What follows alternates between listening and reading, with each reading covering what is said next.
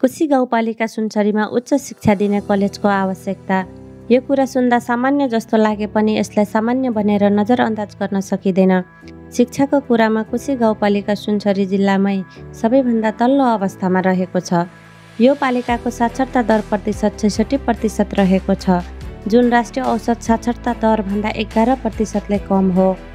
हाल राष्ट्रिय औसत साक्षरता प्रतिशत 76 रहेको छ। अझ महिलाहरूको साक्षरता दर पुरुषको तुलनामा निकै कम रहेको छ। यस्तो अवस्था तब भयो खाना लाउन पुग्ने जति कलेज पढ्न गाउँपालिका बाहिर जान बाध्य भयो भने गरिबका छोराछोरीहरू अन्यत्र जान नसकी उच्च शिक्षाबाट विमुख रहेको देखिन्छ। शिक्षा मानव जीवनको अमूल्य सम्पत्ति हो। शिक्षा बिना विकास, समृद्धि र स्थायित्व असम्भव छ।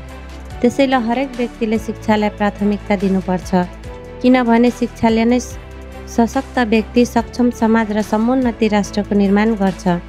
यस क्षेत्रका जनताले राजनीतिकमा थुप्रै नेताहरू स्थापित गराएका छन्, तैपनि कसैले उच्च शिक्षा हासिल गर्न कलेज स्थापनामा जोड दिन सकेन। गिरिजाप्रसाद कोइराला, सुजाता कोइराला, जगदीश कुशेत, ज्ञानेन्द्र बहादुर कार्की र हाल कोशी प्रदेश पर्यटन, वन तथा वातावरण मन्त्री सदानन्द मण्डल समेत रहेको छ। तर तिनै नेताहरूको पहलमा समेत उच्च शिक्षालय स्थापनामा ध्यान दिएन।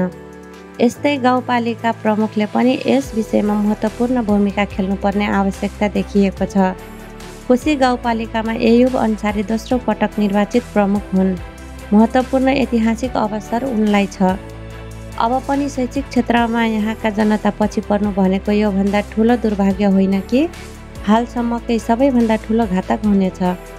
एउटा भनाइ छ, चोरले तपाईँको धन सम्पत्ति दौलत चोर्न सक्छ, तर एउटा गलत नेता वा नेतृत्वले तपाईँको शिक्षा एवं भविष्य चोर्न सक्छ भन्ने भनाइ कहीँ न कहीँ कोशी गाउँपालिकामा देखिएको छ कि भन्ने महसुस आम जनताले गर्दछ।